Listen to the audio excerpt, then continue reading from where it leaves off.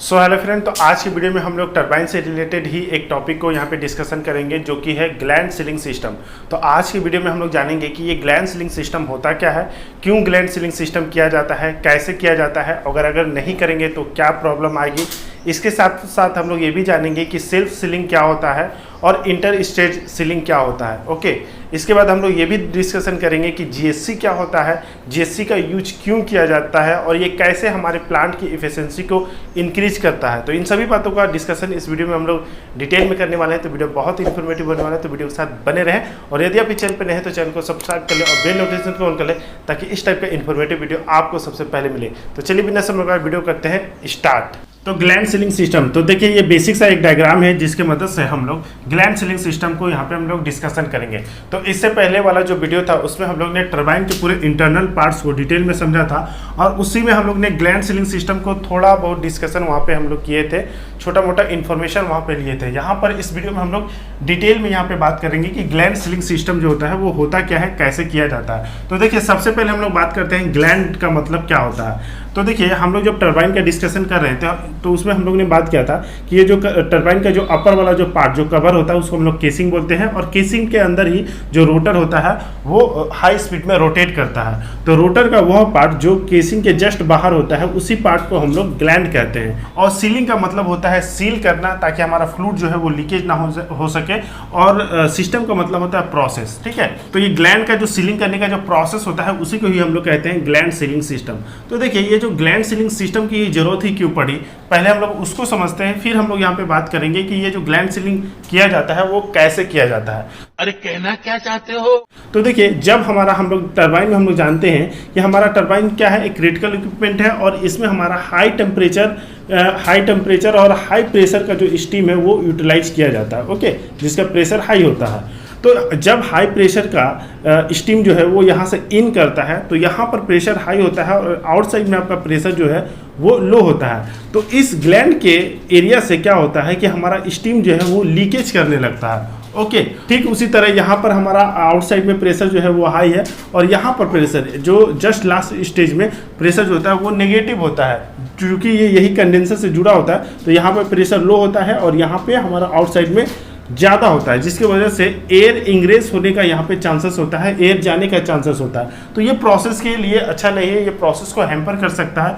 इसलिए हमारे ग्लैंड में जो स्टीम का जो ग्लैंड होता है उसको सीलिंग करने की जरूरत पड़ती है। तो जनरली जो लेवरिंग सीलिंग होता है उसी का ही यूटिलाइज किया जाता है, उसी का ही हम लोग यूज करते हैं। ओके, तो लेवरिंग सीलिंग होता क्या है, तो ये डायग्राम देखिए, ये जो थ्रेडेड टाइप का आपको पोर्शन दिख रहा है उसी को ही लेवरिंग सीलिंग कहते हैं।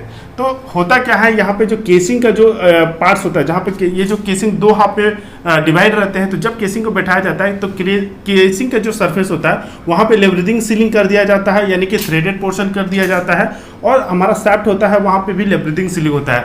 तो जैसे ही इस केसिंग को इस सैफ्ट के ऊपर बैठाया जाता है तो ये पूरे अच्छी तरह से पैक हो जाता है, जिससे हमारा स्टीम जो है वो लीकेज होने का चांसेस जो होता है वो कम होता है। इसको हम लोग इस तरह से समझिए, जैसे मान लीजिए इन दोनों को अगर सील करना है तो अगर हम इसको ऐसे चिपकाएं, ठीक है, तो हो सकता है कि फ्लूइड जो है वो पास हो सकता है, लीकेज हो सकता है। लेकिन इस तरह का अगर ग्रुप्स बना के इसको हम लोग पैकेज करें, इसको हम लोग सील करें, तो क्या होगा, कम चांसेस होगा कि हमारा फ्लूइड जो होता है वो पास हो सके, लीकेज हो सके।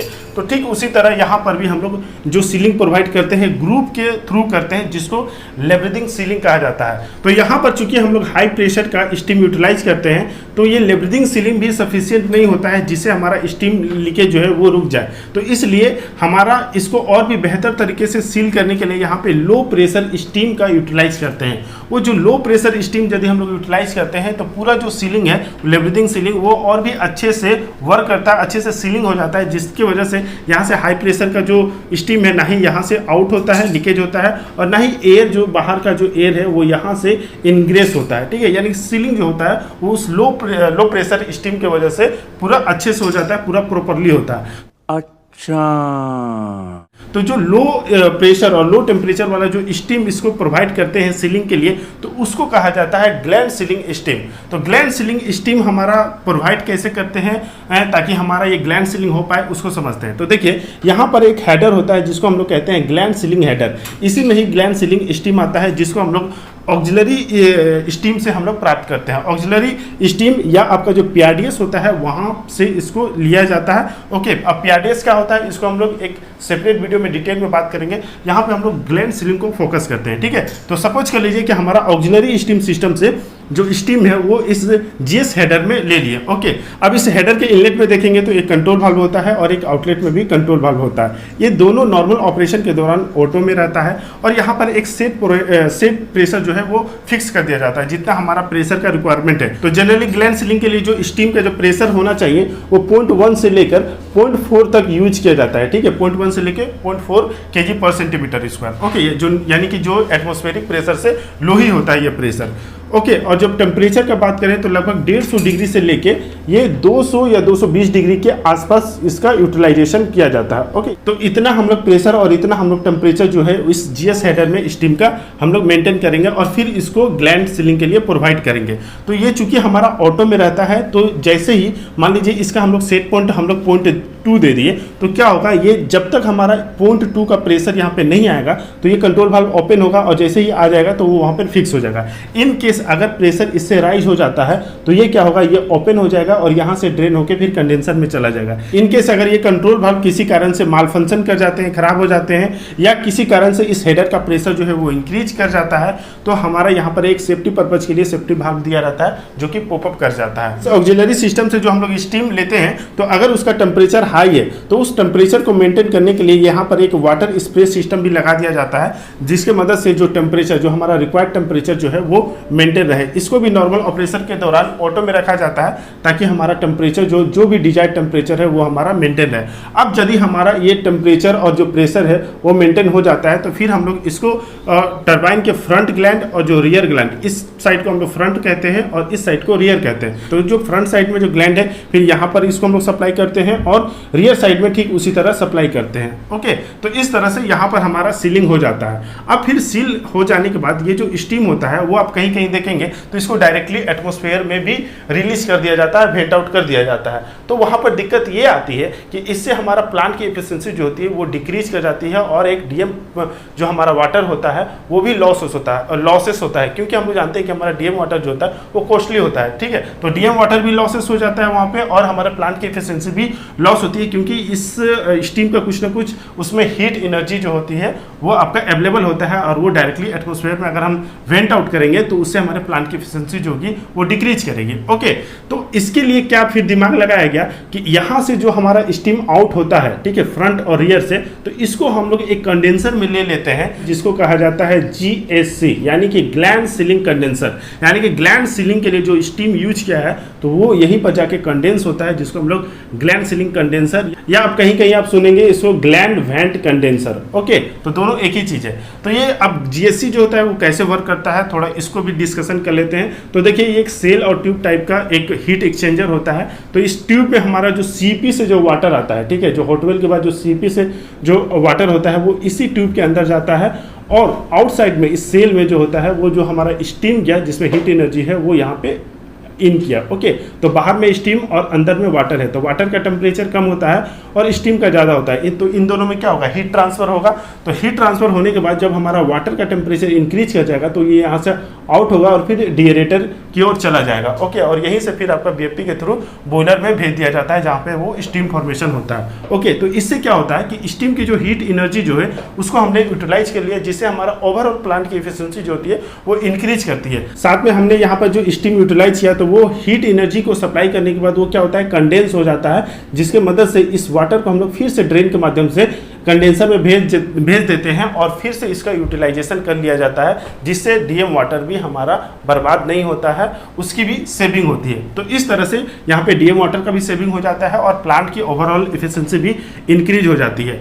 यहाँ पर जो स्टीम आती है तो उसके साथ कुछ नॉन कंडेंसेबल गैसेस भी होते हैं जिसको इस ब्लोअर के मदद से यहाँ पर एक ब्लोअर लगा दिया जाता है जिसके मदद से इसको रिमूव कर दिया जाता है और ये ब्लोअर जो होता है वो कंटिन्यूस जो होता है वो चलता रहता है और कंटिन्यूस हमारा जो नॉन कंडेंसेबल जो गैसेस होते हैं वो रिमूव होते रहते हैं। कहीं कहीं आप देखेंगे तो ये ब्लोअर ना होके आपका इजेक्टर सिस्टम होता है। तो इजेक्टर सिस्टम में जस्ट कुछ नहीं है, यहाँ पर आपका एक इजेक्टर लगा दिया जाता है, ठीक है, और इजेक्टर से यहाँ पर एक टैपिंग दे दिया जाता है। तो इसमें हम लोग हाई प्रेशर और हाई टेम्परेचर का स्टीम जो आपका पीआरडीएस से जो आता है वो वहाँ पे यूटिलाइज कर लेते हैं, जहाँ पे लगभग 10 से 15 केजी का प्रेशर आसपास होता है और आपका टेम्परेचर जो होता है वो 200 से 250 के आसपास होता है। ओके, तो उतना पैरामीटर का स्टीम जो है वो यहाँ से पास किया जाता है, जिसके मदद से हाई वेलोसिटी के कारण यहाँ पर एक वैक्यूम प्रोड्यूस होता है। और ये इसके चूंकि ये लाइन जो है वो इससे जुड़ा हुआ है, तो इसमें जो भी नॉन कंडेंसेबल जो गैसेस होते हैं वो आसानी से रिमूव हो जाते हैं। तो ये एक मैकेनिकल सिस्टम हो गया और ये जो हो गया ये एक इलेक्ट्रिकल सिस्टम हो गया।